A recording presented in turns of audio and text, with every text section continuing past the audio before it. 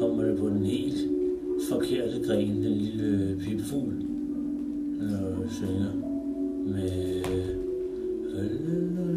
Han har været voldsom og aggressiv. Vi plejer at sige, at han er dørsøgende eller kravler på væggene. Det ligner jo meget hinanden, det her, synes jeg. Nå.